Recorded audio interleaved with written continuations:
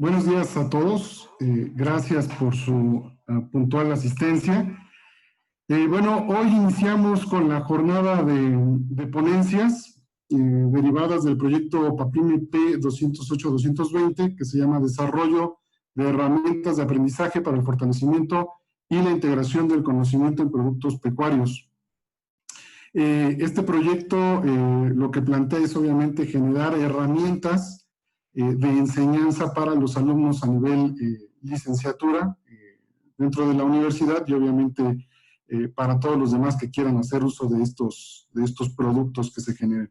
Y como parte de este proyecto se decidió organizar este ciclo, esta jornada de ponencias, y para ello hoy nos acompaña el doctor Luis Humberto López Hernández, doctor en biotecnología, responsable del laboratorio de carnes e investigador en el Centro Nacional de Investigación Disciplinaria en Fisiología y Mejoramiento Animal del INIFAP, ubicado en Querétaro, México.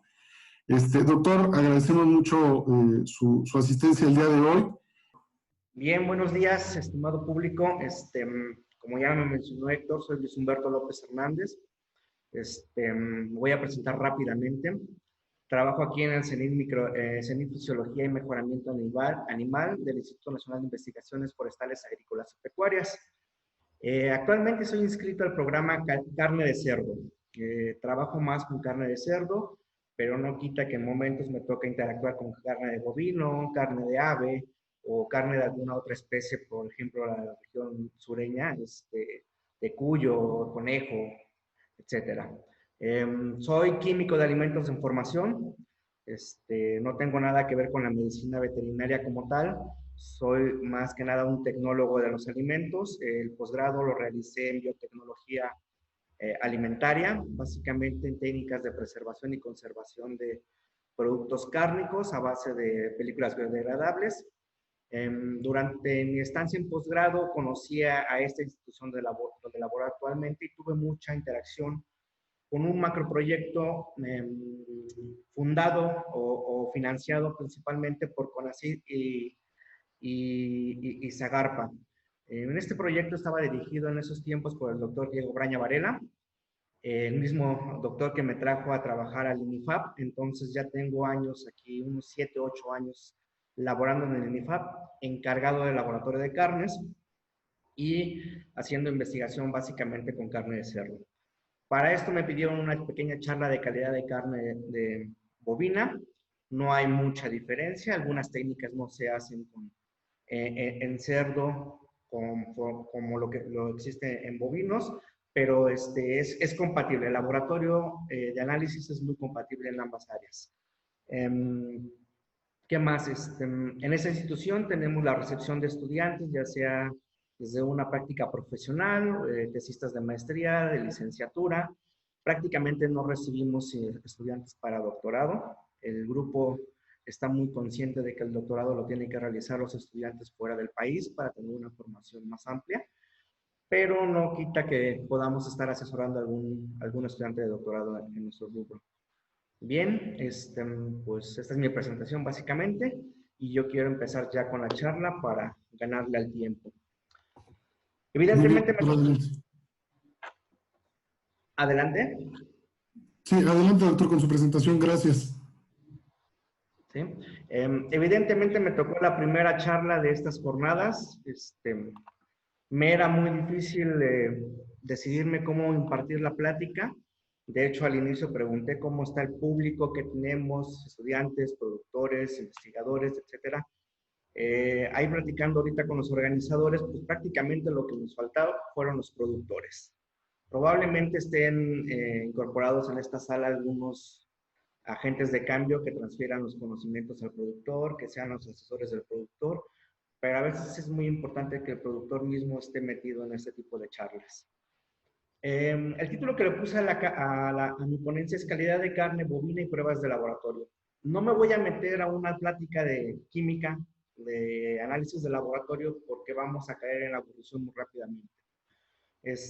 Lo que a mí me interesa más de esta pequeña charla y más enfocada al aprendizaje de los estudiantes es abrir un poco más la visión de los estudiantes en áreas de oportunidad para hacer un buen una buena evaluación de la carne bovina.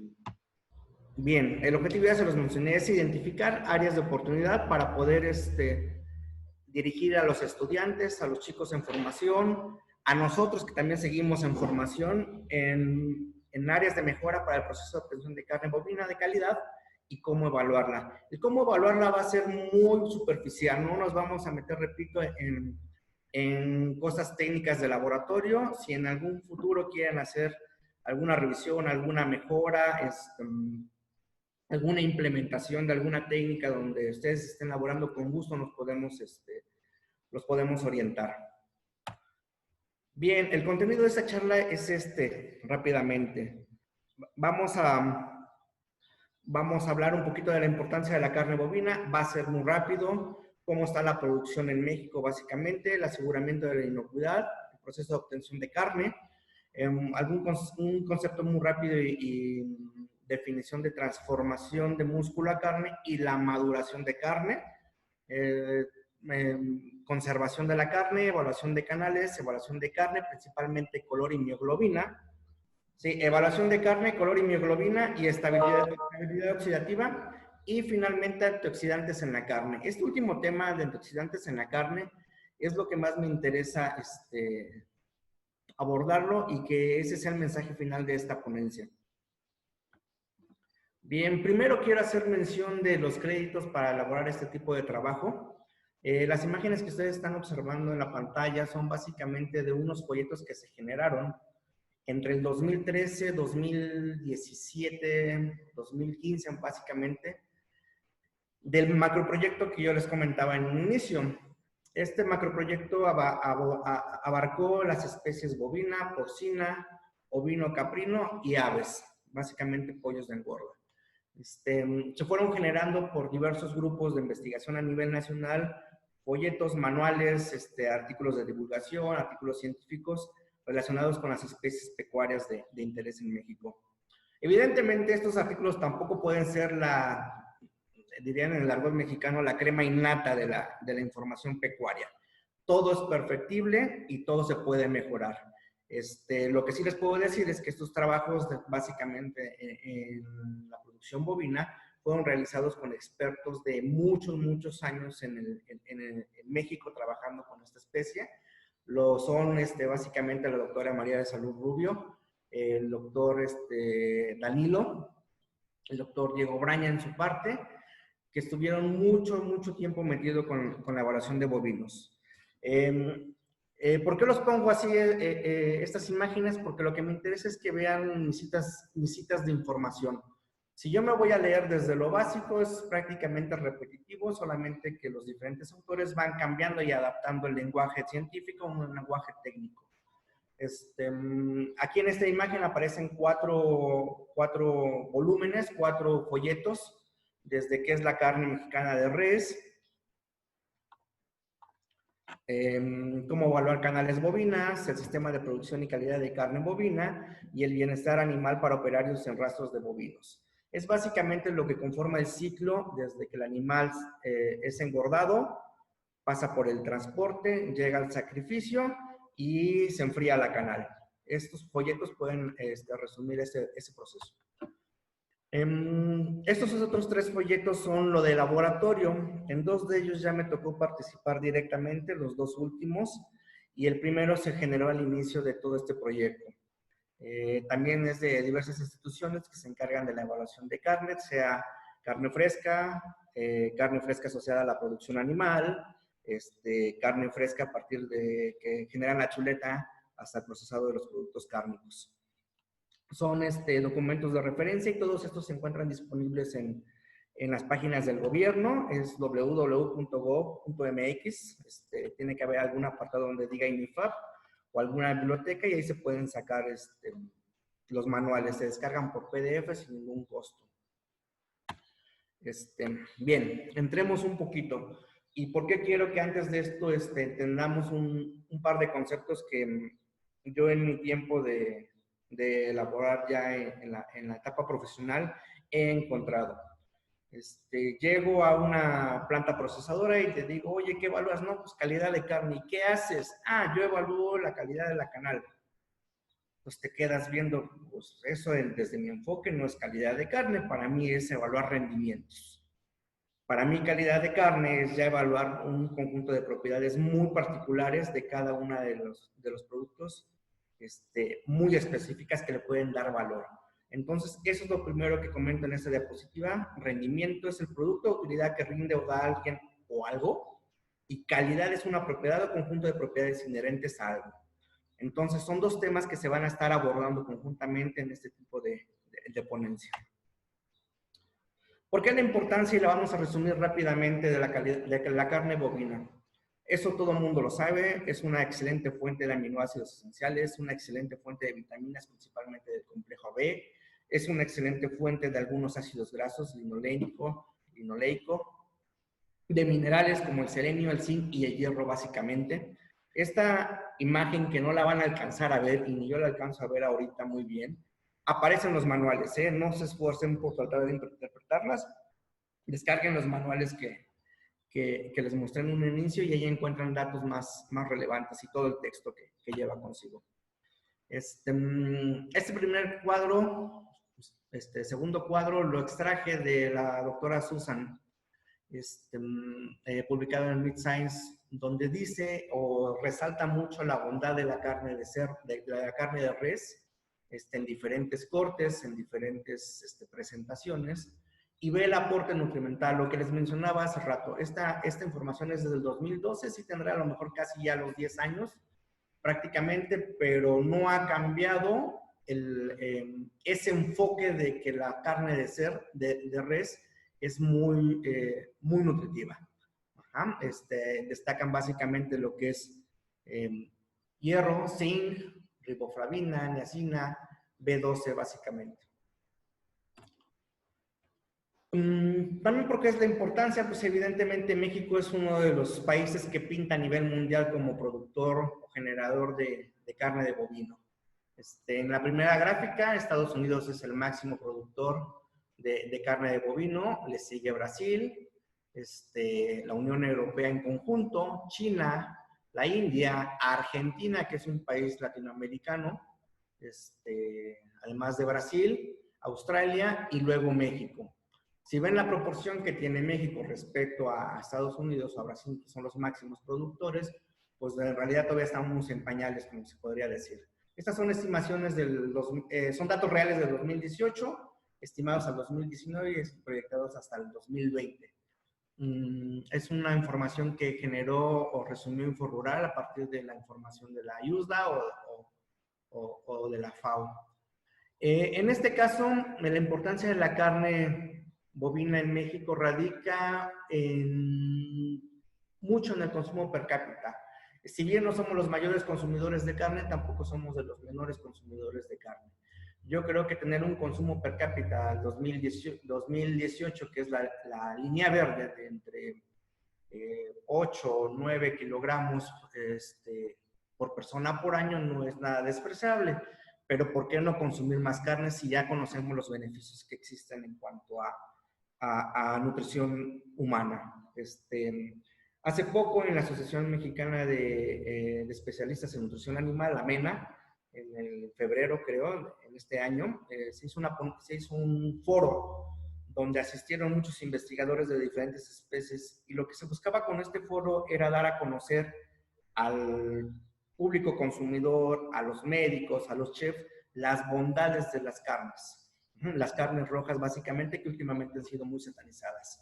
Entre lo que mencionaban en aquella ponencia eran los beneficios desde el desarrollo neonatal en los infantes, el crecimiento, la conformación de masas musculares, la resolución de anemias, la deposición de algunos minerales, calcio, fósforo, zinc, selenio, y finalmente la transferencia de ácidos grasos de buena calidad hacia el ser humano. Entonces, la importancia de la carne bovina es enorme por donde lo queramos ver. Si bien hay muchos grupos que distan en que las explotaciones pecuarias consumen mucha agua, echan a perder el medio ambiente, contaminan los suelos, los mantos freáticos, se producen deforestaciones, etcétera. Híjoles, yo creo que hay cosas en el país más tecnificadas, más desarrolladas, con más años de avance que no logran al menos producir la mínima cantidad de lo que produce la industria pecuaria con contaminación. Siempre estas industrias manufactureras son mucho más altamente contaminantes que la industria pecuaria per se. La producción en México. Finalmente en México se rige porque va de la producción del sur, se producen los novillos, los becerros, y se terminan finalizando en la región norte, centro-norte del país. Dependiendo de donde te encuentres en la engorda, sea sur o sea norte, va a tardar el tiempo de días de confinamiento final, el día de finalización. 70, 90 días en el sur, prácticamente 130, 150 días en el norte. Estos tiempos de estabulación, de periodo final en la engorda, en el acabado de la res, ya han disminuido y van en constante disminución por la constante selección de genéticas, por la constante selección de materias primas para alimentar a los animales. ¿Dónde se procesa esta carne? Pues todo el mundo lo sabe. En rastros municipales y en rastros tipo inspección federal. En México lo que se conoce se denomina TIF. Prácticamente la proporción entre municipales y TIF es similar, 52-48, 49-53, etcétera. No ha cambiado mucho. En la actualidad ya producir o generar un rastro es muy difícil. Generar un rastro municipal es mucho más difícil. Los productores actuales le están apostando a generar más rastros TIF. En la actualidad he escuchado al menos los planes de 2 rastros TIF en la región sur de nuestro país. Esperemos que esos fructifiquen y que en realidad funcionen como es un rastro TIF. ¿Cuál es la ventaja de tener un rastro TIF aquí? Es asegurar básicamente la inocuidad microbiana por buena higiene y temperaturas bajas a la canal. Para mí eso es el foco, eso es el objetivo primordial de un rastro TIF. Evidentemente sí hay que cumplir con ciertos requisitos de manejo de fármacos, retiro de estimulantes beta-adrenérgicos,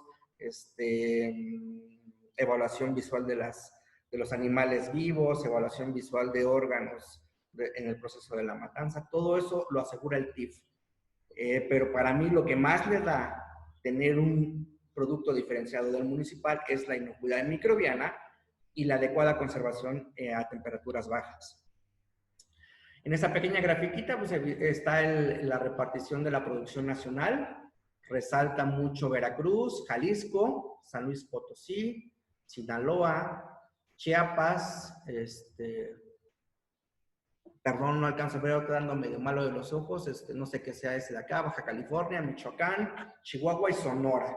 Los demás países, estados de la República son los que conforman la otra proporción de producción nacional. Aseguramiento de la inocuidad, que es lo que les mencionaba hace rato.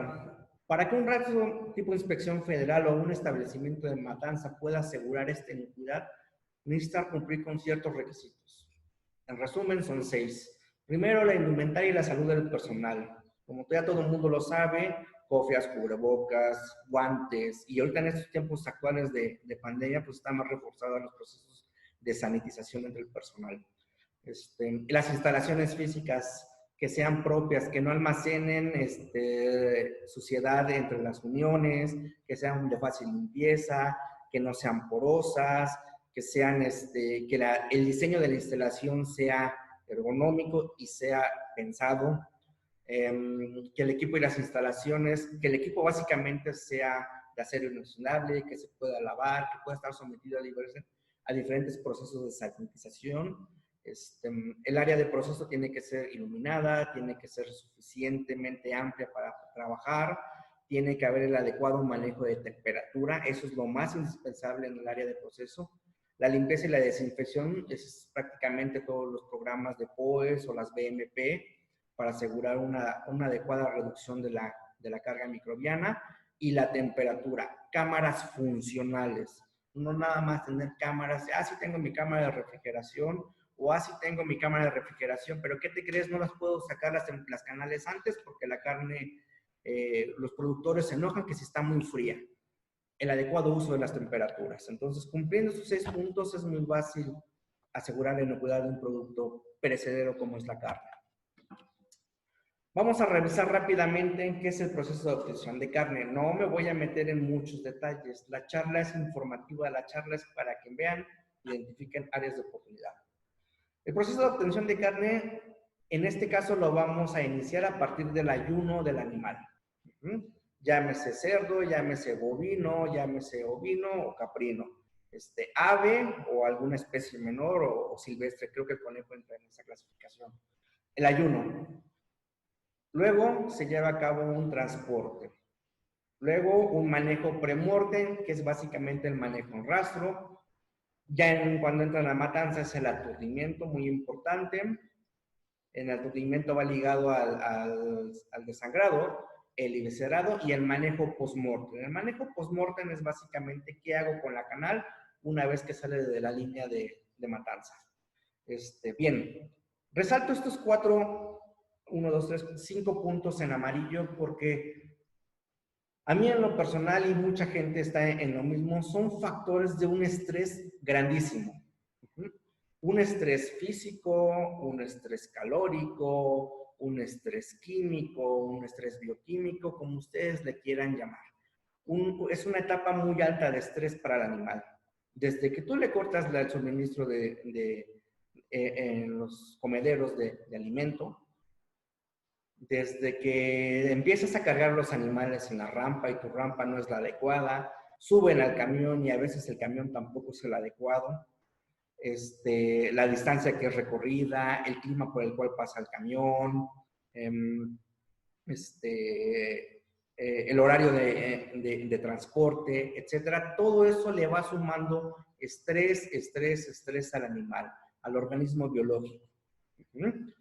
El manejo premortem, cómo es el descanso, los corrales tienen sombra, el animal se hidrató, el animal reposó, cómo era la densidad en el corral, cómo estaban los pisos en los corrales de descanso, los pisos o las mangas de manejo para entrar al cajón de aturdimiento.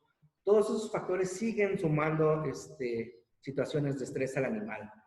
Y les repito nuevamente, toda esta información viene muy detallada y viene muy práctica en los manuales que les enseñé en un inicio.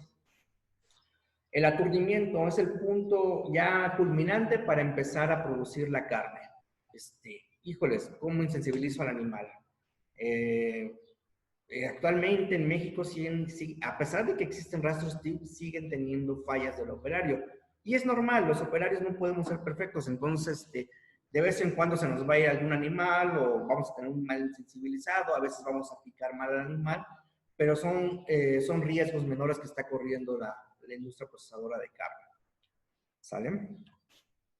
Entonces, se los dije, todos esos rubros amarillos causan una situación de estrés al animal vivo, de estrés al tejido y de estrés a la carne.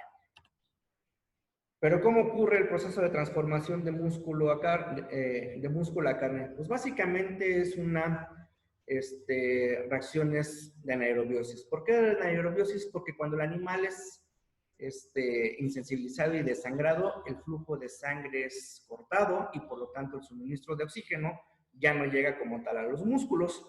Entonces todas las rutas que eran aerobias, se bloquean y empiezan a activarse las rutas anaerobias. Una de las más importantes es la síntesis de ácido láctico, es la glucólisis anaerobia. ¿Cuál es el proceso de transformación de músculo a carne? Ese cambio, esa generación de ácido láctico durante el proceso desde que el animal es muerto hasta 24, 36 horas post-mortem. Ese es el proceso en el cual el músculo se transforma a carne. En la actualidad, 36 horas post-mortem son las adecuadas para llevar la transformación completa de una canal bovina a carne. Desgraciadamente en México, como se les comentaba, todavía hay muchas prácticas comunes y erróneas. Nada más 18 horas, nada más 24 horas, a veces nada más hasta 8 horas. Y estoy hablando de rastros de este tipo de inspección federal. Híjoles, te vas a un rastro tipo municipal, te la acabo de viscerar, la acabo de pelar y te la echo calientita a tu camión y tu camión descubierto, ¿no? Entonces todavía hay muchas prácticas que en México están llevando a cabo muy mal. No hay regulación en ese sentido y no existen las autoridades que estén ejerciendo una mano dura para solventar este tipo de problemas. El otro concepto es maduración. Maduración no es transformar el músculo a carne. Maduración es instaurar las características organolépticas de un producto, en este caso la carne. Hay muchas investigaciones que dicen que lo mínimo son 7 días al vacío, pero si tú metes una carne al vacío puedes llegar hasta 35, 42, 60 días. Si lo conservas en refrigeración, si lo conservas en congelación te vas hasta años. Entonces, maduración solamente es cambiar y acentuar esas propiedades organolépticas de una carne, que es básicamente el color, el sabor o el olor que le da el ácido láctico, la mezcla de ácido láctico con hierro, principalmente la hemoglobina y en sus casos la mioglobina que está en el interior del músculo. Todo eso se acentúa más los procesos de oxidación de las grasas. Entonces, todo esto se lleva a cabo durante un proceso de maduración de la carne. Son reacciones de proteólisis y lipólisis, pero van a ser controladas, reacciones de oxidación controladas. ¿Por qué controladas? Porque normalmente se llevan bajo condiciones mínimas de oxígeno y en condiciones de baja temperatura. No es lo mismo tú dejar un pedazo de carne en el plato de tu casa durante 7, 8 días a dejarlo en refrigeración empacado al vacío. La maduración en un lado va a ser controlada, va a ser paulatina y en el otro va a ser muy acelerada. De hecho, en el segundo caso es tan acelerada y no hay una protección de barrera que puede llegar a generar el desarrollo microbiano. ¿Sale? Estas son algunas imágenes de lo que es maduración. La imagen más grande son unos entrecôtes de bovino madurados. Son en cámaras de humedad controlada. Ese reloj grandote es un, ¿cómo se llama? Un higrómetro. Es para medir la humedad y la temperatura. Evidentemente cada corte va rotulado porque cada corte tiene una diferente edad de añejamiento. Estos son empacados sin cubierta de vacío, expuestos al oxígeno, por lo tanto la oxidación va a ser más acelerada. En el caso del corte del lado derecho inferior, en empaque al vacío, la oxidación va a ser más lenta porque no hay presencia de oxígeno. Y aunado a esto, ya empiezan a existir en las categorizaciones, en las clasificaciones de la carne, la maduración. Aquí hay un corte prime madurado durante 30 días. ¿No? Cuando el corte prime en carne fresca se encuentra aquí, después de 30 días el cambio en la coloración es realmente sorprendente. Mucho mayor todavía que el Wagyu o que el Kobe. ¿Sale? Bien, les mencionaba que el proceso de transformación de músculo a carne es básicamente la producción de ácido láctico. Y el ácido láctico final va a rendir en el pH final de la carne. Esta pequeña gráfica es muy común en todos los cursos de ciencias de la carne, en generación de productos pecuarios, en química de alimentos, en todas las áreas que estén destinadas a evaluar o a incidir en la producción de carne. El eje Y es básicamente los valores de pH que van de 5.2 a 7.2. El pH es menos el logaritmo de la concentración de iones hidróneo presentes en el cuerpo de observación. Y en este caso el eje X va diciendo el tiempo que llevas después de que el animal es sacrificado para descender en el pH de cada uno de los músculos. La gráfica negra es un defecto de carne pálida, suave y oxidativa, más encontrado en la carne de porcinos. La línea morada es un defecto de carne ácida, también muy asociado a la parte de porcinos.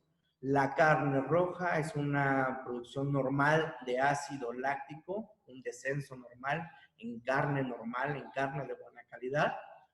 Y la línea verde es la producción o la generación del defecto duro, firme, seco, principalmente encontrado en carne bovina. Ajá. Si ven, la carne normal va a partir de un pH 7, 7.2 hasta un pH de 5.6, 5.5, 5.8. No hay que quedarnos con un valor exacto para mi especie, en este caso bovinos o si quieren irse a porcinos.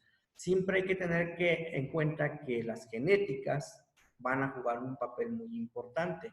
Los músculos entre genéticas pueden llegar a tener diferencias. Y esas diferencias pueden afectar entre el valor final.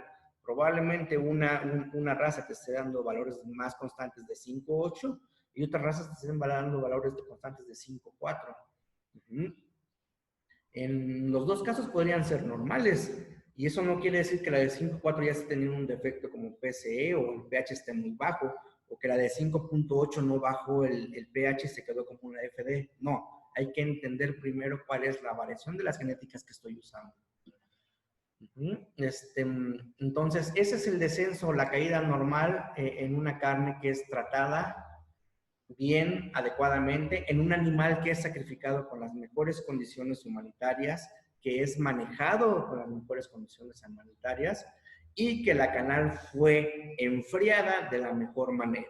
Entonces podemos obtener una carne normal.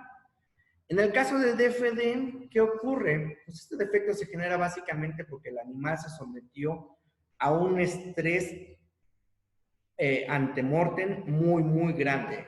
Estrés antemortem pudo haber sido desde el ayuno, desde el transporte o solamente en los corrales de descanso. Yo he observado algunos rastros que tienen animales de 24 a veces 36 horas en el corral de descanso. No se vale. El animal tiene que rápidamente dejarse descansar, hidratarse y entrar al sacrificio. Bueno, con sus respectivas acotaciones, no es nada más tomarlo a la ligera. Entonces, si el animal es expuesto a un ayuno largo de muchas horas previo a la matanza, el animal va a agotar básicamente sus niveles de glucógeno y de glucosa presentes. Los carbohidratos en el animal, si lo queremos ver como composición porcentual, no pasan más allá del 1.5% en un animal completo. Ajá. Si ese 1.5% en un animal de 500 kilos es apenas 1 o 2 kilos de su peso, rápidamente va a ser consumido en lo que el animal ha dejado de recibir alimentos y en el proceso largo de espera. Luego, el glucógeno todavía es mucho menor la proporción en músculos. También es jalado cuando el animal ya no tiene fuentes de glucosa de monosacáridos más sencillos, entonces tiene que generar sus monosacáridos sencillos a partir de moléculas más grandes. Todo eso, toda esa reserva energética se la acaba el animal antes de ser sacrificado. Entonces, cuando empieza el proceso de muerte, que es al tiempo cero de exsanguinación, pues el animal no tiene forma de disminuir el pH y prácticamente se queda con valores por arriba de 6.8 de pH. Esto ya es un problema en carne bovina. Esto ya me genera una carne seca de apariencia, muy oscura de apariencia y firme. ¿Qué quiere decir? Que este pH no alcanzó a llevar a cabo no alcanzó a inducir toda la cascada de liberación de proteínas que van a modificar la estructura final del músculo para producir la carne. Entonces, por eso es muy importante esas primeras 3 etapas, que es ayuno, transporte y manejo antemortem de los animales. ¿Sale? El despiece. Y una vez que ya tengo la canal, entro al despiece. El despiece va a ser generado dependiendo del mercado que tengamos. En México se trabajan básicamente corte americano y corte mexicano. Quería encontrar algunas imágenes de estos cortes, pero bueno, ya por tiempos ya no me alcanzó a encontrarlos. Para el corte americano hay un manual de carnicero, el Meat Buyers. Ese manual te dice por catálogo el código A130 que es, te lo describe anatómicamente y te dice cómo obtenerlo. A nivel mundial, los cortes se rigen o se manejan o se comercializan de esa forma. Dame el producto A153 del catálogo de carniceros como tal. Y así es como se lleva a cabo el procesado. En México es, dame la bola negra, la bola blanca, dame el cohete, etcétera, ¿no? ¿Cómo se rinde el despiece? El despiece se juzga por precios. Y ese precio tiene que ver mucho con la suavidad y la jugosidad. Ya no me voy a meter más en el despiece, es lo único que quería tocar aquí. Cada corte tiene un valor diferente.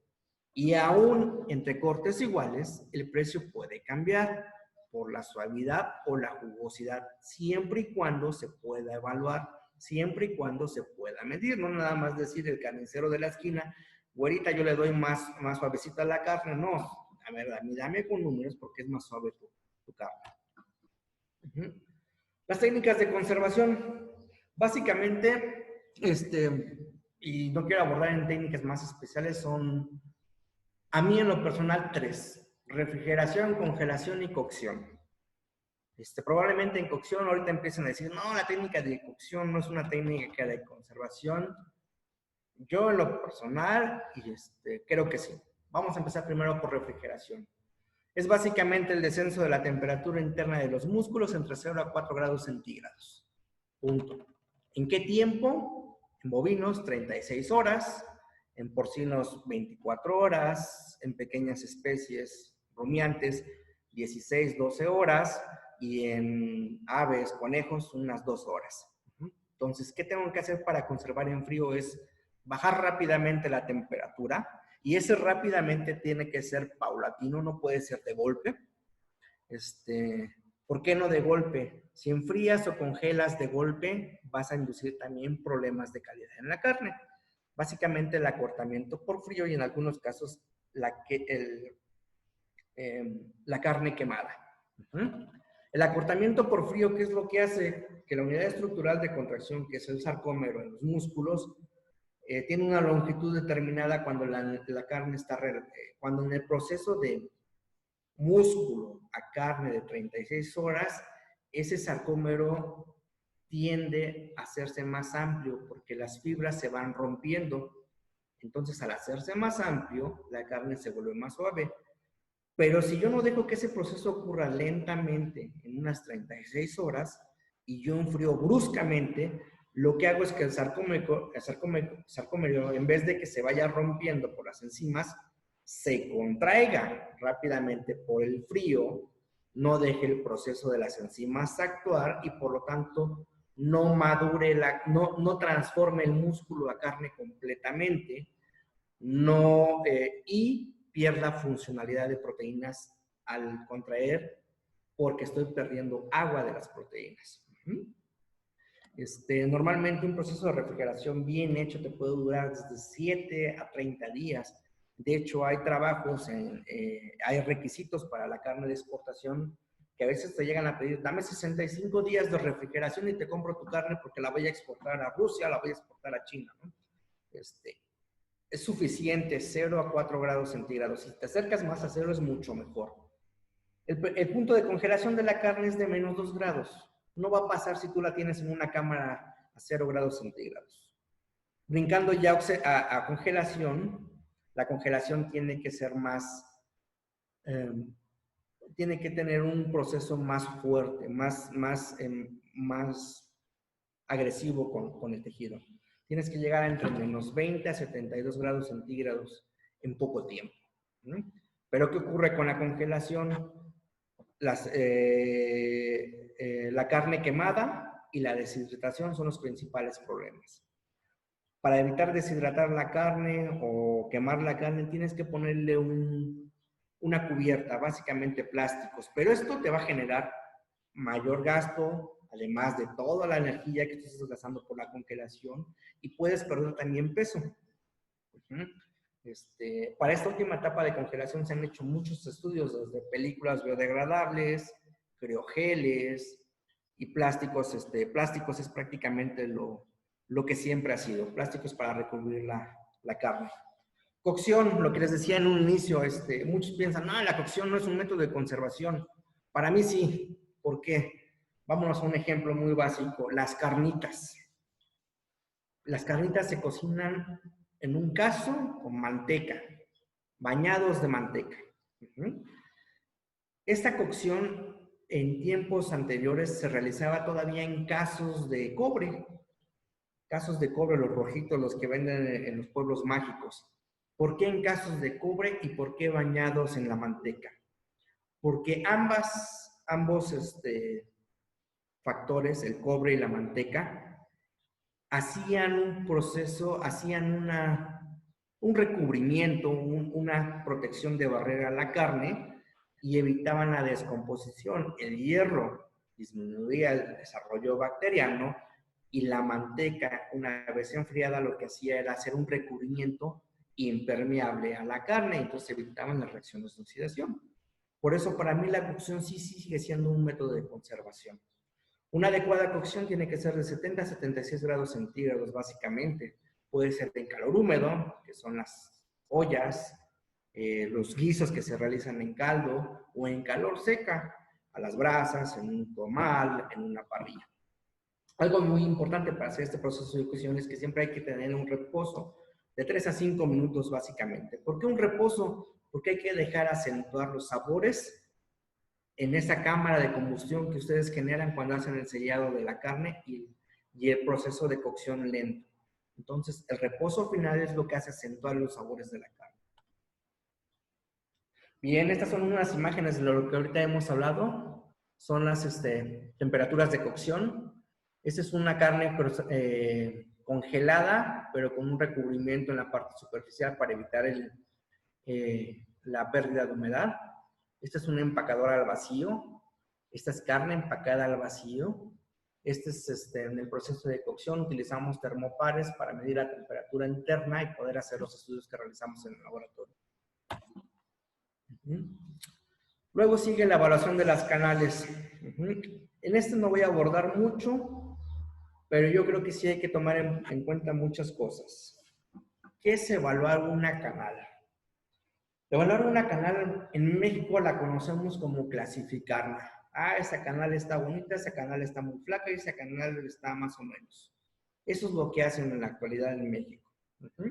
No nosotros los profesionales, a veces sí mucha gente que procesa los rastros de tipo municipal. ¿Para qué es una evaluación de canales? Pues bueno, esta evaluación de canales se genera porque existe una gran variabilidad genética. Básicamente, teniendo una gran variabilidad genética, pues va a haber un gran cambio en la grasa, un gran cambio en los colores, un gran cambio en el rendimiento magro de las canales. Si nosotros establecemos un sistema de evaluación de canales, vamos a facilitar la normalización del mercado. Pero ¿qué más nos puede generar un sistema de evaluación? Pues evidentemente generar ecuaciones de predicción. ¿Qué son estas ecuaciones de predicción? Decirme mi producción tal, que es de tal genética, me va a rendir tantos kilos de un producto, tanta calidad de este producto. Los sistemas de evaluación de canales tienen que considerar rendimiento y calidad. No pueden estar separados. En la actualidad ya no puedes tener un sistema de clasificación de canales si está separado el rendimiento y la calidad. Y ya desglosamos que es rendimiento y ya también puntualizamos que es calidad. La implementación de estos sistemas de calidad va en función de muchas cosas, pero que se pueden resumir en 4 puntos. La preferencia del consumidor, la estructura del mercado nacional, el tipo de ganadería que se lleva y el tipo de producción. No podemos implementar un sistema de evaluación de canales de Australia en México porque no contemplamos ninguno de los 4 puntos que les dije anteriormente. Aún nuestra estructura de mercado puede ser, puede ser diferente a lo que existe en Australia. Entonces, el adoptar un sistema de clasificación en otro país, no nada más es si llego y lo evalúo y ya, no aplica. Finalmente, si tú quieres vender carne a Australia y Australia te pide los patrones o te pide su sistema de clasificación, tú tendrías que mandar a un nacional a que sea capacitado a Australia para que te evalúe como los australianos, o bien que llegue la gente de Australia a evaluar lo que tienen que evaluar. ¿Qué más te puede dar o qué más se tiene que considerar en estas evaluaciones de canales? Las precisiones de la producción. ¿Qué tan robusto es mi modelo en la generación, en las ecuaciones? Esta precisión en la predicción me va a ayudar en la diferenciación de precios. Ahora sí ya puedo decir, esta canal me vale más, esta canal me vale menos. Y tengo que hacer una interacción entre la diferencial de precios y el sistema de producción. Esta canal me vale más y se generó en tal lado. Esta canal que se generó en el mismo lugar me rindió menos que esta otra. Entonces ya empiezo a hacer consideraciones en lo que estoy evaluando en campo. Los sistemas de evaluación se generan por variables continuas y variables discretas. Básicamente un sistema de evaluación es continuo o de gradación. Gradación quiere decir que le damos grados de valor o de calidad. Van a predecir una calidad organoléptica, básicamente color y suavidad, y van a predecir rendimientos. Se generan por mediciones objetivas y subjetivas. Y también pueden ser sistemas de evaluación solo por clasificación. Esos nada más son atributos categóricos. Te van a describir si son machos, si son hembras, si vienen de un estado, si comieron tal, punto. Lo más subjetivo posible. Solamente te clasifican la canal, pero no le dan un valor, como es un sistema de evaluación continuo o de gradación. Entonces, son esos dos tipos los más comunes en la evaluación de canales. En México tenemos una mezcla de los dos. En México, la norma mexicana 078 es la que actualmente está rigiendo y que es de observancia, que no es obligatoria. ¿Cómo clasificar las carnes? ¿Cómo clasificar las canales bovinas? Perdón. Ajá. Posteriormente, parte de los grupos que trabajaron en la generación de esta norma mexicana metieron un proyecto de norma que se oficializó o que se presentó en el Diario Oficial de la Federación en el 2017. Ya no pude rastrear si ya fue aprobado este proyecto de norma. Creo que todavía no. Todavía está en la revisión. Pero de ser una norma mexicana que no es obligatoria, se está proponiendo a que sea una norma oficial mexicana. ¿Qué quiere decir? Que ahora sí va a ser obligatorio clasificar las canales por esta metodología. En la norma viejita, la NMX, hay sistemas de clasificación que ahorita vamos a ver, y en la norma nueva, los sistemas de clasificación ya agrupan o introducen más criterios para hacer una mejor evaluación de la canal. En la norma NMX, esto era la primera clasificación, grados de clasificación. Suprema, selecta, estándar, comercial, fuera de clasificación. Y además, si el propietario de la canal no quería que fuera clasificada, se le daba la categoría de no clasificada. ¿Qué quiere decir? Que la Suprema tiene una mejor calidad de carne. ¿En función a qué? La selecta va bajando la calidad, la estándar va bajando la calidad y la comercial es de mucho menor calidad. ¿En función a qué? Se esperaría que las normas te dijeran en función a qué van ese tipo de grados, porque es un gradeo, es una calidad, ¿no? Revisando la norma, el primer cuadro que aparece es los grados de calidad. Suprema, selecta, estándar y comercial, lo que les mencionaba ahorita. Luego te dicen el color de la grasa, el color de la carne, la distribución de la grasa y la grasa perirenal. ¿Cómo deben de ser en los cuatro grados de calidad? Ajá.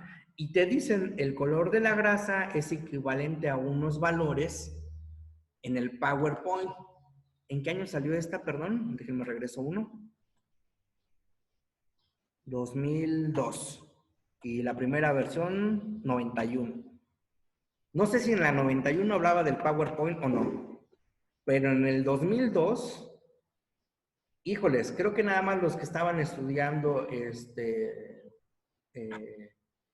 superior y media superior ya tenían accesos considerables a los medios de comunicación. Yo me puse a buscar el PowerPoint 225 y las escalas que ahí me pedían y me resultó difícil. Ajá. Abajo, el color de la carne. Rojo cerezo, la clave 186C. Híjoles, tú te vas y dices, la norma lo trae al final en un apéndice. No venía, o no viene, o no está, o no lo pusieron, o no sé, no se les olvidó. Al menos en las versiones que descargué, no aparecían ni los colores de la grasa, ni los colores de la carne. Entonces, ¿cómo clasifico una canal si no me dan la información completa? ¿Cómo juzgo una calidad si no tengo la información completa o los patrones de comparación? Me puse a investigarlo. Ese es el dichoso Pantone. ¿Lo conocían? Este abanico de colores es un Pantone. Este cuadro de acá a derecha es el Pantone de los rojos, de algunos rojos, perdón. ¿Saben ustedes dónde se encuentran los 3 valores de Pantone que menciona la norma mexicana? Híjoles, en el 91 me cuesta trabajo pensar y no me fui a rastrear cómo estaba la 91. En la del 2002, ¿dónde sacó ese Pantone? Entonces, tendría que hacer una chamba extra de irme a buscar las fotos en el internet cuando todavía no había internet bien. Yo así me puse a buscarlo. El Pantone 186C me lo da como la primera categoría, la Suprema. ¿Sí era la Suprema? Perdón. Suprema, Selecta, Estándar y Comercial. Suprema. El Pantone 1805 me la da Selecta. Luego, la Estándar, una mezcla del Pantone 805 y del 188. Y la Comercial, la 188C. Híjoles, ver colores sólidos, cuando tú los comparas contra algo que tiene textura, marmoleo, fibras musculares, te causa problema para compararla. De hecho, ni la norma te dice con qué incidencia de luz tienes que comparar contra este Pantone, ¿no? Este cuadrito de la derecha son los colores de la grasa. Lo saqué de uno de los manuales que tenemos ahí. Yo creo que son los valores que decía en la norma. Ya no me puse a buscarlo porque no tengo ni la más remota idea de cómo sacar esos colores en el PowerPoint. Ajá. Pero blanca, crema y amarilla. Si eso fuera,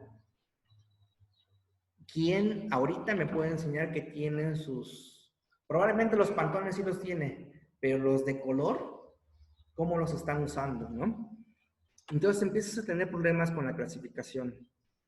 En esta norma ya empiezan a meten qué pasa si es una ternera, cómo clasificar en caso de que tengas una ternera, cómo clasificar las categorías suprema, selecta, estándar y comercial, fuera de clasificación, qué otros requisitos reúnen, la edad del animal, las vértebras sacras, cómo están conformadas, las lumbares, las torácicas, el cuerpo de las vértebras, cómo son las costillas.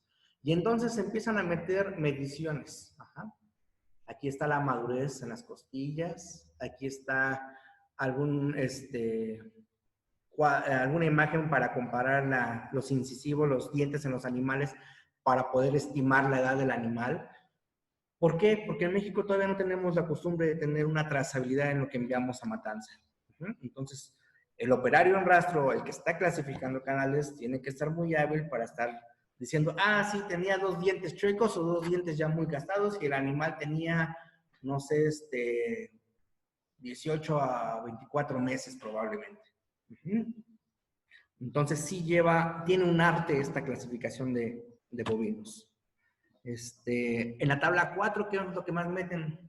Igual ponen de acuerdo a la madurez, que era la que teníamos en la tabla anterior, qué tanto puede tener de marmoleo, y lo ponen como grados. Ajá. Abundante, moderado, ligeramente, moderado, modesto, poco, ligero, trazas. Ajá. Y hay algunas imágenes que te pueden dar una comparación de esto. Cómo medir la grasa dorsal, etc. Todo esto viene condensado en el manual que les mencioné de evaluación de canales bovina, generado por el grupo de la UNAM de la doctora Salud Rubio. Un trabajo sorprendente porque no se ha hecho con 10, 20 canales. Creo que evaluaron 1,700, 1,800 canales bovinas a nivel nacional. Probablemente más.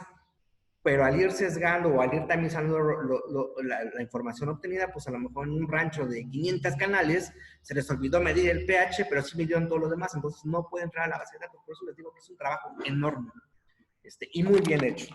Ajá. Entonces empieza este grupo a generar mayor contenido de descriptores para que me permitan interpretar esta norma. Pero evidentemente llevar un trabajo avanzado pues ya me hace no quedarme con la norma que tengo actualmente. Entonces tengo que buscar un proyecto de norma para oficializarla y para meter las mejoras que necesita el personal evaluador. Estas son otras imágenes de qué otra información trae este manual. La conformación en cuanto a grasa, no hay grasa, si hay grasa, mucha grasa, el tamaño de la jiba para ver el tipo de cruza que pueda llevar el animal, si es completamente un Indicus o si trae algo de Taurus. Aquí es un corte, en la región media para evaluar el espesor de la cobertura de grasa, etcétera. Aquí es nuevamente los patrones de color. De hecho, en este trabajo se genera el primer patrón nacional que tiene 7 puntos en la evaluación de color.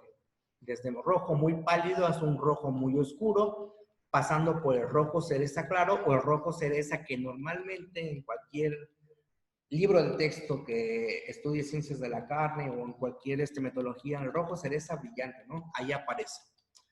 Y les digo, eran 1,600 evaluaciones de este grupo que hicieron evaluar el color. Evaluar el color, lo hicieron con un espectrofotómetro Hunter. Esta es una imagen de un Minolta, pero lo realizaron con un espectrofotómetro Hunter y le asociaron valores de luminosidad. Más al ratito vamos a recordar qué es luminosidad. Para este valor y para cada uno de ellos llegando hasta el 7. Evaluaron el pH, hay unas ilustraciones de cómo lo hicieron, el lomo, en la altura de la última costilla, etcétera. Evaluaron las áreas de ojo de chuleta, varios patrones, varios marcadores de calidad y de clasificación de las canales realizaron en este trabajo. Pero ¿de dónde surge esta idea? Pues esta idea surgió básicamente de la evaluación de carne en el American Meat Science Association, AMSA. El gobierno de Estados Unidos a esta institución y a otras 2 instituciones más les pidió, dame una guía para yo poder evaluar el color de la carne. No nada más es como yo creo o como el productor de ya quieres, haz un consenso, mide mi producción, mide lo que producimos nacionalmente y dame una guía para hacerlo correctamente. Dame la guía desde qué debo de conocer, qué debe de conocer mi técnico y qué voy a abarcar. Estos 13 puntos o 13 apartados son los principales que aparecen en esta guía. La última guía es del 2012. Yo me quiero enfocar un poco más en el punto 9, 10 y 11 que tiene que ver con el color y básicamente con la mioglobina.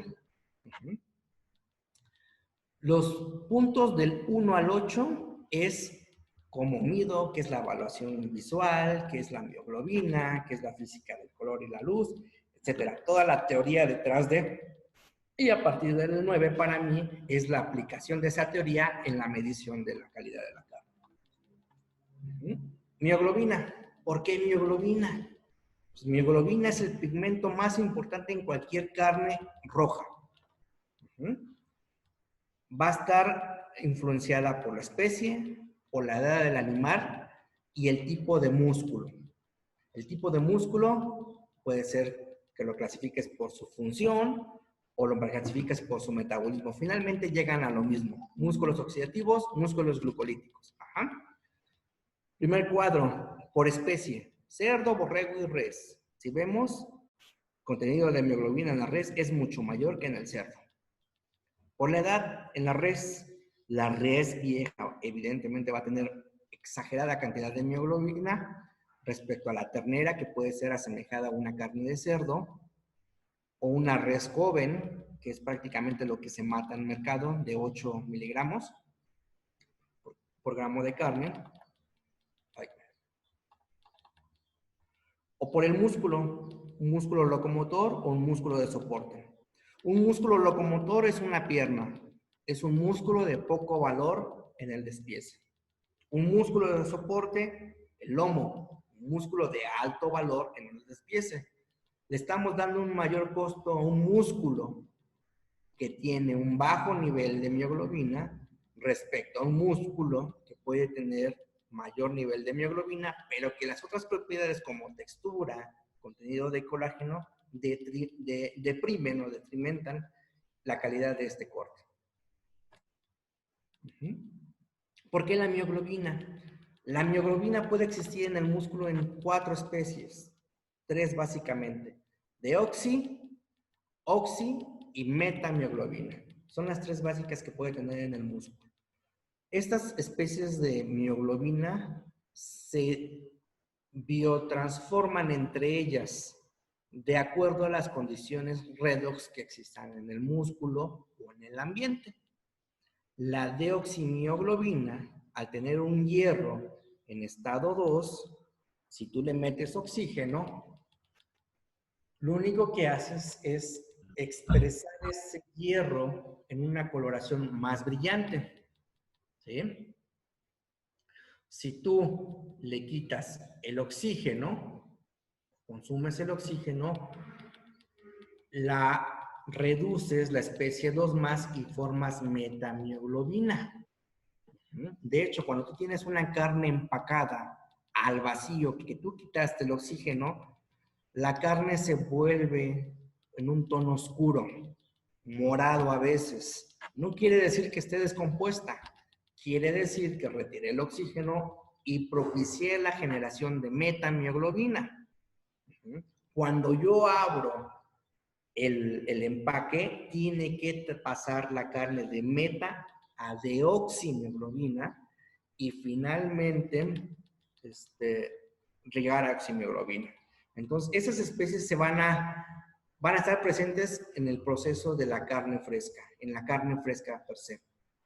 También esas especies de mioglobina pueden reaccionar en el proceso de elaboración de los productos cárnicos, básicamente con las sales nitro, nitrato de sodio, nitrito de sodio, que son usadas en la cura de los productos cárnicos, que es el esquema del lado derecho.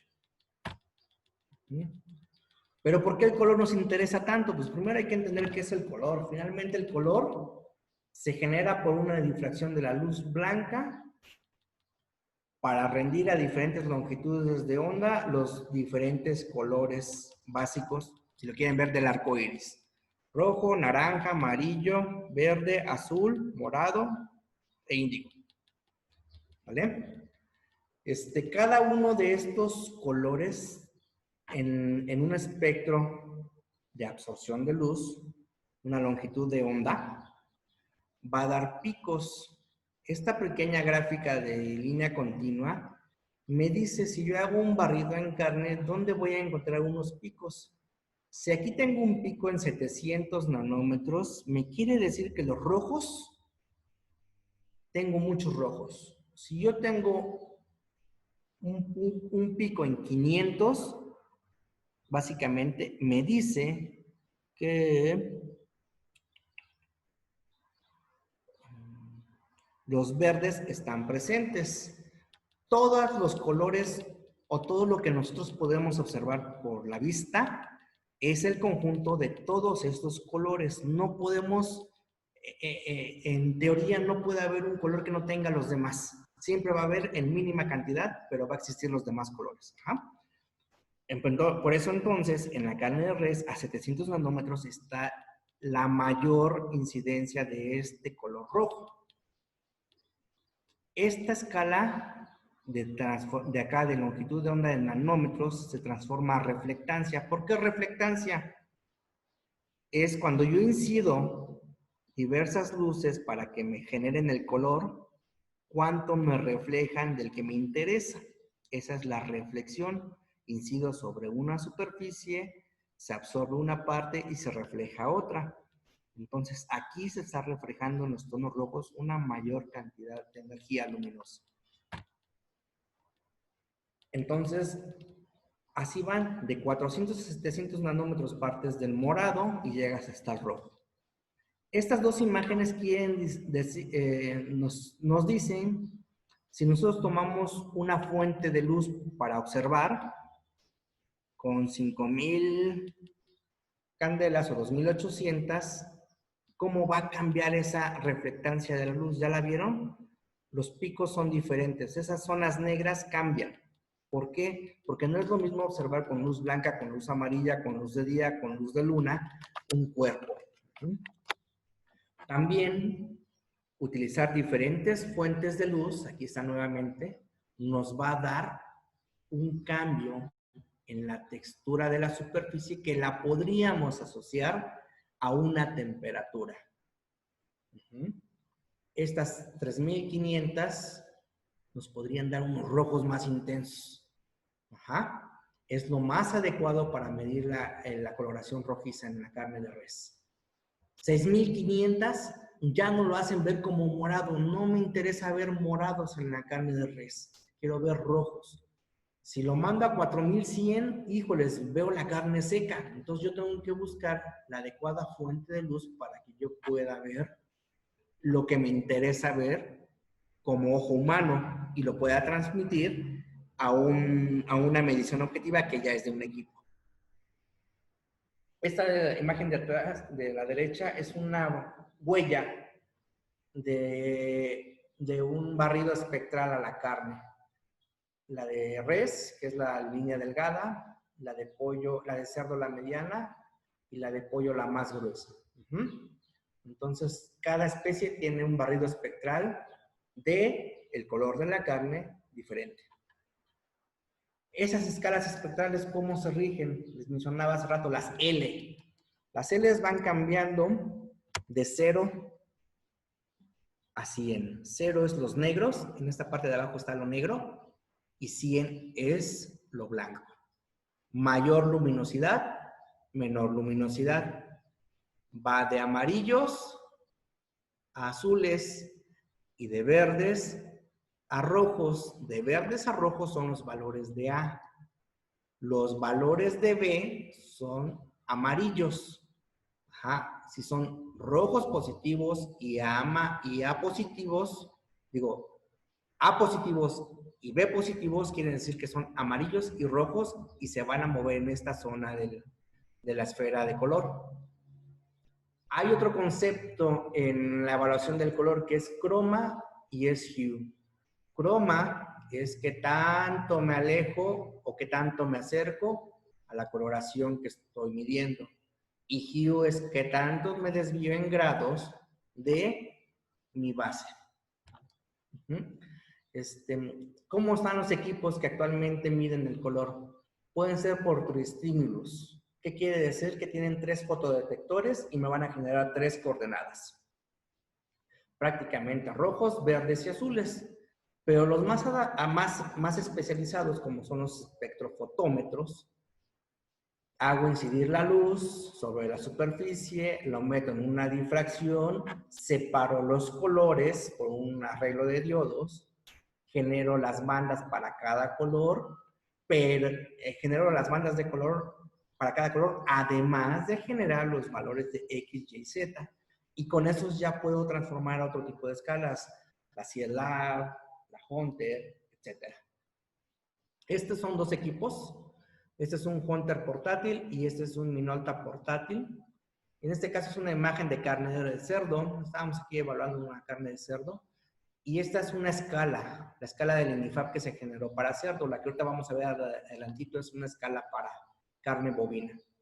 Esta escala de acá es una escala del National Pork Producer Council. Es para evaluar carne de cerdo solamente. Y aquí nuestras escalas tienen una perforación para comparar con la carne.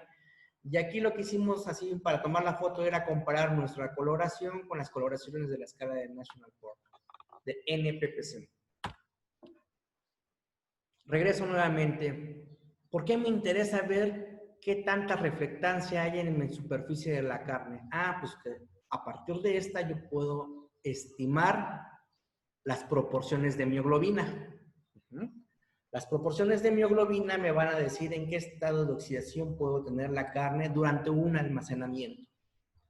Y entonces hay varios trabajos donde te dicen, sácame la absorbancia o la reflectancia a ciertas longitudes de onda, mételas a mis fórmulas y te puedo estimar oximioglobina, metamioglobina o deoximioglobina. Y hay autores que empiezan a hacer más sencillas las fórmulas o generar sus propias fórmulas. Esto es lo que hacemos en el laboratorio cuando queremos medir color. Más allá de decir está rojo o no está rojo, es qué tanta mioglobina tiene o qué tanto está oxidándose mi mioglobina de mi carne bajo mis condiciones de proceso. Y estoy hablando nuevamente de reacciones de oxidación. Lo que les dije en los 4 puntos que marcaban el proceso de obtención de carne eran factores o puntos estresantes. Ahora estoy hablando de oxidación, ya de oxidación química como tal, y en este caso es oxidación proteica. La oxidación del color es una oxidación proteica. No nada más existe la oxidación lipídica, sino también la oxidación proteica, y este es un claro ejemplo de lo que es la oxidación del color en la carne, ya sea fresca, qué pasó en mis 24, 36 horas post-mortem, o bien si me voy a un almacenamiento más prolongado. ¿Qué más trae en esta guía de LAMSA? Trae cómo poner un panel de evaluación. Puedes tú generar un panel de consumidores o puedes generar un panel de jueces entrenados.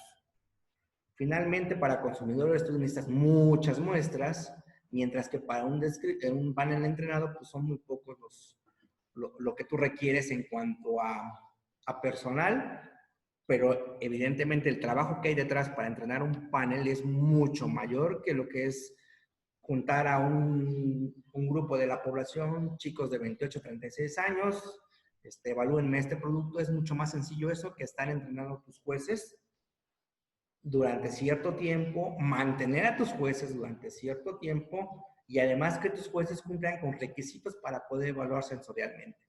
Entonces, ahí te pone en esta guía cómo generar uno u otro panel descriptivo.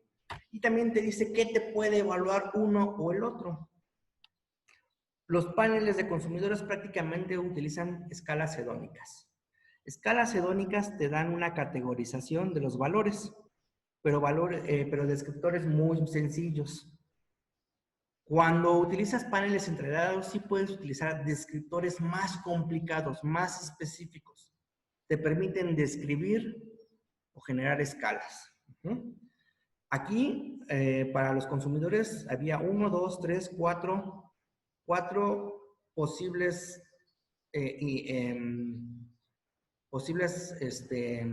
intervenciones. Para los paneles entrenados ya no las puse, son como 4 o 5 hojas más. Entonces tienes mayor intervención por un panel entrenado, pero evidentemente te va a costar más mantenerlo. Finalmente, en esta guía te presenta las escalas, color, escalas de marmoleo, en Estados Unidos, Japón, no me acuerdo qué otras escalas hay, ni siquiera se alcanzan a ver. Ese fue uno de los pequeños defectos que tiene esta guía. Te las ponen en un tamañito muy pequeño, dices, pues le voy a dar el clic y me va a mandar el vínculo, no, ni eso. Entonces hay que estarle buscando lo que te interesa, pero solamente las vas a descargar cuando te interese incursionar en ese mercado. Mientras no tiene sentido que las abras. Esta es la escala de color que se generó en el INIFAP. De hecho, en este mes se acaba de publicar el artículo de la doctora Salud Rubio, el doctor Diego Braña y el doctor Enrique Delgado, que son los que diseñaron este trabajo en la Revista Mexicana de Ciencias Pecuarias. Ahí está el DOI si lo quieren descargar y verlo. Ellos trabajan con metodología AMSA para instaurar el panel de evaluador y poder juzgar si la escala que se generó vía INIFAP por el macroproyecto de carnes es aceptable para ser usada en la evaluación nacional. Y evidentemente es aceptable para ser usada en la evaluación nacional porque se generó a partir de muestras nacionales. No se copió de otro país, no se copió de unas fotos que me gustaron y estas las pongo, sino se hizo un trabajo científico muy, muy grande. Entonces, ahí está el dato por si la quieren descargar. Ya ahora sí la pueden usar para hacer referencias en artículos de publicación. Ya está aceptada, entonces ya se puede utilizar. Finalmente, el tema que quería tocar y es el que más me interesaría. Les repito, no era una charla de técnicas de laboratorio porque si no nos dormimos, más de lo que nos podemos estar durmiendo ahorita. Entonces, ¿qué me interesa en esta última parte? Ver las mayores áreas de oportunidad desde el punto de estrés. Ya dijimos que hay un estrés ambiental, un estrés de manejo, un estrés de instalaciones, un estrés de operarios. Luego hablamos de reacciones de oxidación en la carne a nivel proteína, que es color, mioglobina básicamente. También durante el proceso de transformación de músculo a carne y de maduración de la carne, hay reacciones de oxidación de las proteínas. Esas no las arrancamos ahorita, no las tomamos ahorita. Y faltan las otras reacciones de oxidación, las partes lipídicas. La fracción lipídica. Puedes tener lípidos intramusculares, lípidos intermusculares o lípidos de cobertura. Los lípidos de cobertura, toda la grasa que esté por fuera; los intermusculares, toda la grasa que esté entre músculos; y los intramusculares, toda la grasa que esté infiltrada en el corte.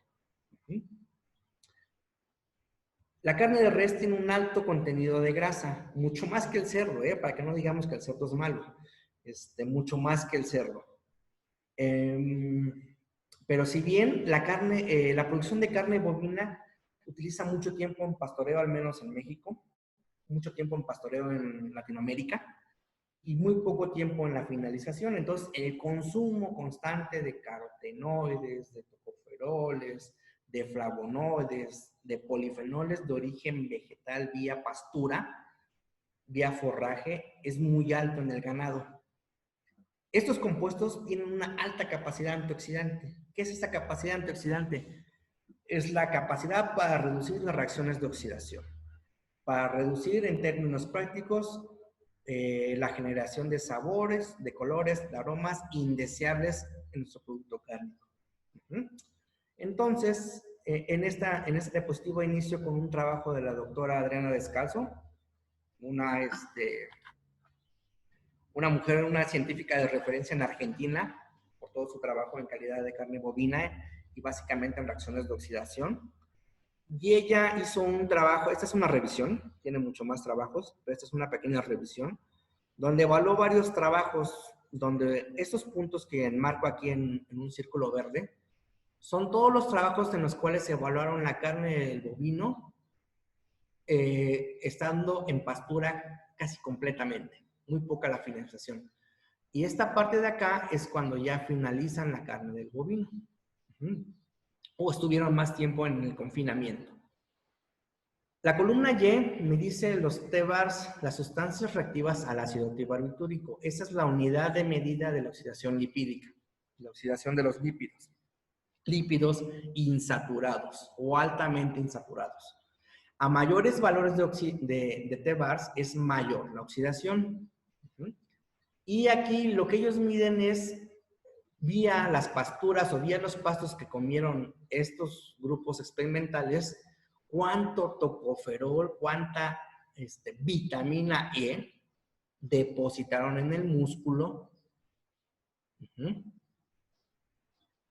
Sí, depositaron en el músculo, y cuál fue su incidencia sobre la oxidación de los lípidos de la carne.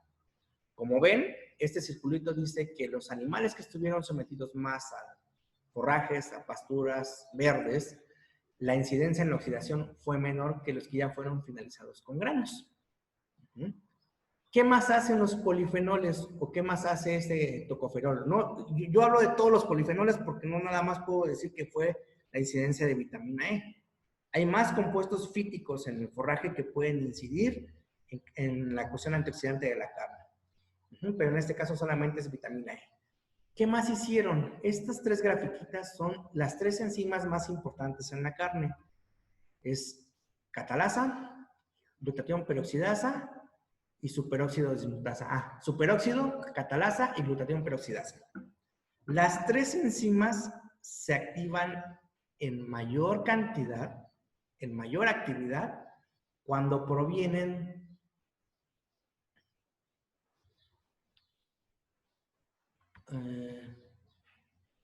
permítame, cuando están asociadas a pastura. Tienen mayor incidencia en la activación de estas enzimas. Aunque viéramos las barras de variación, pues me pueden decir, no, es que no pueden ser diferentes. Ok, pero al menos numéricamente la actividad de las enzimas se mejora por la parte de las pasturas. Entonces ya empezamos a hablar, ¿qué me puede ayudar a reducir las reacciones de oxidación en la carne vía lípidos? El uso de vitamina E. Este es otro trabajo, este es de la Universidad prácticamente de Canadá, de Alberta, del Dr. Duhan, en el cual prueban vitamina E y el uso de semillas de flaxseed. ¿Cómo se llama? ¿Canola? Sí, creo que sí, canola. vitamina E y semillas, vitamina E sin semillas o vitamina E más semillas. Ajá. Aquí es vitamina E nada y semillas o una vitamina E suplementaria muy baja. Y aquí el mayor impacto de este trabajo es en la oxidación, igual los TBARS. La menor oxidación se encuentra cuando usas vitamina E, y aunque tú la llegues a mezclar con una semilla oleaginosa que puede tener mucha susceptibilidad a la oxidación, también sigue siendo baja respecto a nada más utilizar la semilla de oleaginosa. Entonces, hay muchos trabajos en la literatura científica que te demuestran los valores de vitamina E para reducir estos problemas de oxidación en la carne. Acá hay otros parámetros de color, pero no me quiero meter mucho si mejoran o no la carne. A veces el rigor científico en cuanto al tamaño de muestra no te permite ver bien las diferencias, pero al menos en porcinos sí las podemos ver porque utilizamos poblaciones con mayor control genético. Este es otro trabajo, esto es de la Universidad de Reading, de Europa prácticamente. También utilizan, en este caso, selenio para favorecer los sistemas antioxidantes de la carne. Glutatión peroxidasa es una enzima que tiene como cofactor el selenio. Aquí ellos evaluaron un selenio de levadura y un selenio inorgánico y empiezan a ver las diferencias de deposición primero respecto a los tratamientos. Ahí arriba están los tratamientos, ahí está la cita si lo quieren leer más adecuadamente. Y que empieza a ver, a medida que aumentas la cantidad, pues una mayor deposición del mineral en el tejido. Pero, ¿qué quiere hacer este mineral o qué es lo que buscan que este mineral haga? Pues que incida en la glutatión peroxidasa, en la actividad de estas enzimas, o bien en la oxidación lipídica, ¿sale? Lo que les comentaba aquí, la variación es muy grande a veces porque en bovinos no podemos controlar mucho las genéticas. No me acuerdo qué tipo de genética usaban en Europa, pero a lo mejor en Europa tienen más control que nosotros en genéticas.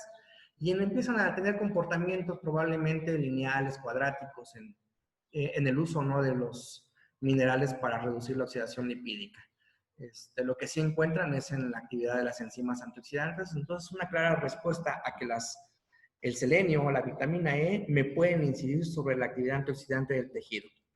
Y esta reducción en la oxidación lipídica en los TBA me van a ayudar a extender la vida del anaquel de la carne. Este es un último trabajo que me gustaría comentar con ustedes. Nosotros lo usamos muchísimo, no sé por qué, checo, pero hicieron, a juicio del grupo, hicieron un buen trabajo en la revisión de lo que utilizaron para hacer este metaanálisis. Esta metaanálisis usan la vitamina E suplementaria vía dieta y la estabilidad de lípidos y color en la carne de cerdo y en la carne de res. Nosotros lo usamos más para cerdo, pero en res también hay un muy buen bagaje de resultados. Cada puntito es un estudio realizado o es un estudio analizado por este grupo de investigadores. Como ven, no son poquitos, son bastantes puntos que tienen en comparación del primero que vimos de la doctora Descalzo. ¿Qué hacen aquí? Es muy sencillo. A medida que aumenta la ingesta diaria de vitamina E en unidades internacionales por día, que va desde los 0 hasta los 2.500 unidades, ¿cómo me va aumentando la vitamina E en microgramos por gramo de carne en el músculo? Cuando yo llego prácticamente a 1.000 unidades por día, ya mi deposición en músculo empieza a ser un plato, ya no empieza a ser tan marcada. Puedes tener puntos arriba, puntos abajo, pero ese ya es otro factor que se incluyó, que pudo haber tenido el trabajo en específico. Entonces, a partir de 1.000, 1.500, ya la máxima deposición en músculo ya la alcanzo. Entonces, yo esperaría que teniendo la máxima deposición en el músculo, ya la reducción en la oxidación sea también la mejor. Entonces, en la segunda gráfica, ahora me dice la cantidad de músculo. Vamos a ver, llegan hasta 5, busquemos 5, y 5, esta zona de aquí, 5 o más de deposición, me da la menor oxidación lipídica en la carne bovina. En este metaanálisis usan el tiempo de consumo, usan el tipo de fuente de vitamina E. De hecho, el tipo de fuente de vitamina E, usaron nada más trabajos con vitamina E sintética, prácticamente lo que reportaban como alfa-tocoferol acetato. Entonces empieza haber una clara respuesta al uso de vitamina E para reducir reacciones de oxidación lipídica. Eso es lo que yo quería que vieran los estudiantes, quienes vamos incursionando en la parte de mejoramiento de la calidad de carne. Minerales y vitaminas, yo creo que además del buen manejo previo, son dos factores muy importantes para extender o exacerbar la calidad de la carne final bovina. Las conclusiones para mí en este punto, a reserva de lo que ustedes piensan, es, primero, hay que medir en función de lo que se produce. Rendimientos, clasificar, oxidación, etc. Hay que gradar la producción bovina nacional, no clasificarla, sino gradarla, para darle calidad a nuestro producto. Hay que incidir en extender la vida de anaquel de la carne bovina. Además del manejo, ya les mencioné dos opciones: vitaminas, minerales, que en conjunto van a expresar la actividad antioxidante de la carne.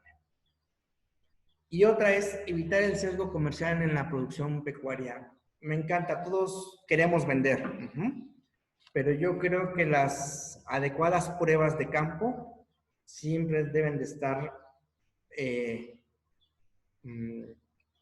observadas, si quieren verlo así, por un grupo profesional. No nada más quedarte con la parte de la empresa, ¿no? Eviten el sesgo comercial y yo creo que muchas de las pruebas, yo creo que muchos de los productos podrían tener un beneficio extra a producir calidad de carne de valor agregado.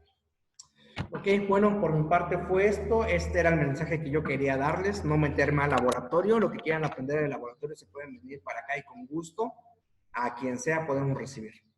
Por mi parte es todo. Héctor. Y adelante con las preguntas. Bien, doctor, pues agradecemos mucho su charla, muy interesante, muchas preguntas, muchas dudas han surgido a raíz de esta. Le voy a pedir a la maestra Rosy que me haga favor de leer las preguntas que se fueron recopilando a través de la charla. Por favor, doctora. Gracias, doctor, por su interesante ponencia. Aquí hay una pregunta de Rodrigo Vargas. ¿Cómo evaluar la presencia de boldenona en las canales bovinas? Boldenona es un beta-adrenérgico, ¿verdad? Hasta donde recuerdo. ¿Una hormona? Sí, así es, doctor. Sí, mira, ¿de qué país nos escribió él? ¿Es de Sudamérica o es México? Suramérica. Te voy a comentar aquí en México lo que hay. La parte de fármacos, de retiro de fármacos previo a la matanza o ya en canales de dudosa procedencia, está regida por COFEPRIS, es una Comisión Federal de Inspección, no me acuerdo qué. Esta comisión lo que hace es tomar las muestras cuando el médico del rastro detecta alguna anomalía o alguna posibilidad del uso.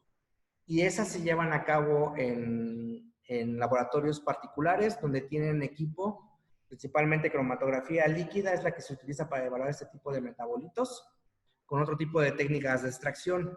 No se realizan en cualquier lugar, tiene que ser un laboratorio avalado y certificado para realizar este tipo de pruebas. En algunos casos pueden llegar a utilizar cromatografía de gases, pero es más práctico la cromatografía líquida de alta resolución. La metodología, yo no soy, no hacemos nosotros la presencia de fármacos en la institución. Nosotros trabajamos calidad de carne. La parte de inocuidad, que este es un caso de inocuidad hacia la protección de la salud humana, esa la realiza otro tipo de entidad, al menos en México. Muchas gracias, doctor. Tenemos otra pregunta de Miranda Almaraz. ¿Qué temperatura es la adecuada para la canal? Para enfriar la canal, lo mencioné, tienes que llegar a una temperatura mínima de 0, 2 grados centígrados, 4 puede ser ya muy buena temperatura, pero si estás entre 0 y 2 grados es suficiente. Tienen que cuidar que no sea un descenso rápido de temperatura para evitar una congelación y un acortamiento por frío, pero también tienen que cuidar que los músculos mayores, en este caso las piernas, al interior de ellas alcancen esa temperatura. No se vale muestrear un músculo superficial o introducir un termómetro muy pequeño y me digas, ah, sí, ya tiene 4 grados centígrados, cuando en realidad el centro del músculo mayor no llegó a la temperatura.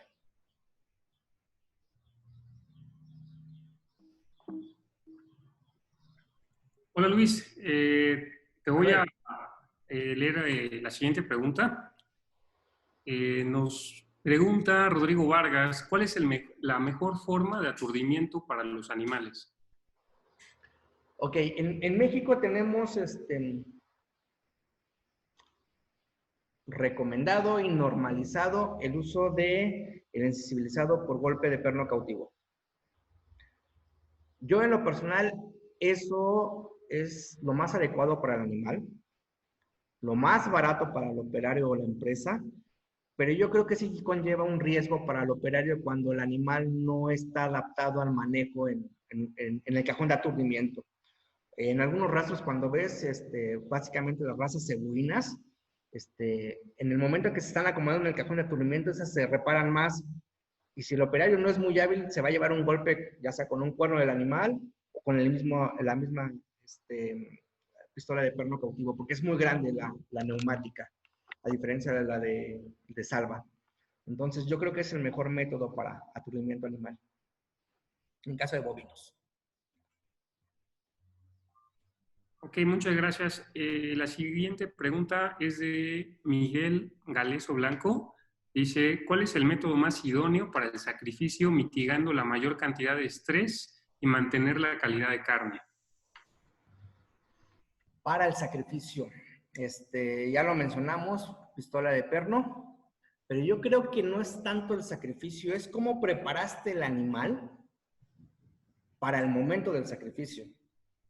La cuestión del arreo es muy, muy importante. A veces el animal, bueno, en el caso de bovinos no hay tanto problema con el estrés por arreo, como es en el caso de cerdos, pero lo que es el descanso, la hidratación, las horas de reposo, las riñas, el transporte, las lesiones por transporte, yo creo que si todo eso no lo cuidas desde el momento en que empiezas a programar la salida del animal del establo a que llega al centro de matanza, es sumamente crucial para echar a perder lo que hiciste en pastoreo, lo que hiciste en la estabulación final de meter todos los aditivos, toda la vitamina E que querías en ese momento. Yo creo que es todo el proceso antemortem, el más rápido, el más pronto.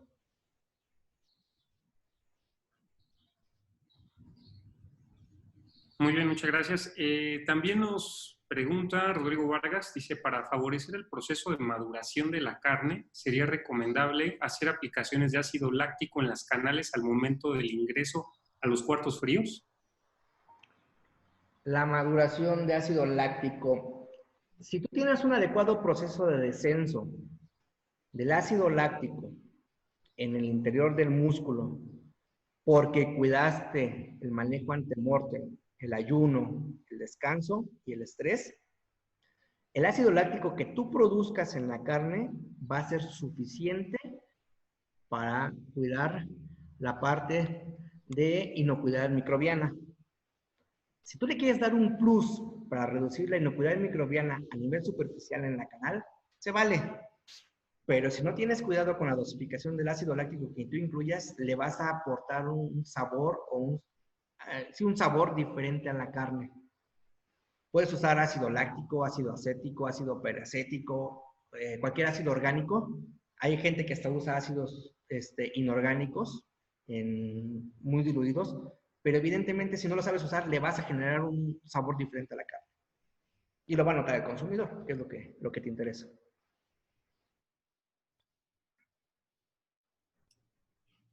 Muy bien, nos hace un comentario Jaiderson Forero, dice, cuando las temperaturas no se manejan de una forma gradual por almacenar un número superior de canales en el cuarto de refrigeración, esto afecta el pH. Así se le da el tiempo recomendado para producir el músculo en carne. No sé qué opinas de esto. Entiendo que lo que quieres manejar más número, un número mayor de canales en la cámara de refrigeración.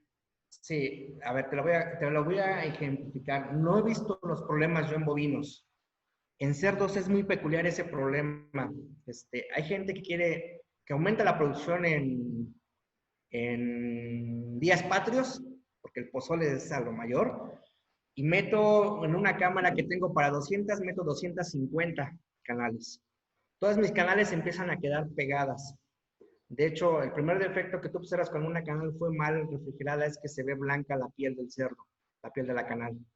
Pero además, cuando tú no tienes el adecuado, cuando el frío no cubre de forma homogénea la canal, lo que hace es generarte decoloraciones en el lomo.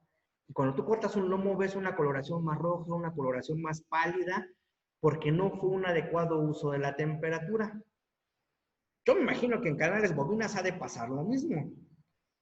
Pero en canales bovinas el riesgo es mucho mayor, porque si tú esperas 36 horas para descender la temperatura a 0 grados centígrados, pues si está tu cámara saturada, nunca vas a llegar a la temperatura, y si quieres llegar a esa temperatura vas a usar mucho más tiempo, y ese mucho más tiempo de temperaturas altas, lo único que va a hacer es inducirte un mayor desarrollo microbiano y afectarte tu inocuidad microbiana del producto. Yo creo que por ahí va el punto. No es una práctica recomendable saturar tus cámaras. Las cámaras están diseñadas de forma ingenieril para decirte la capacidad y la separación entre las canales. Flujo de aire, la dirección del aire, si usas aspersores o no.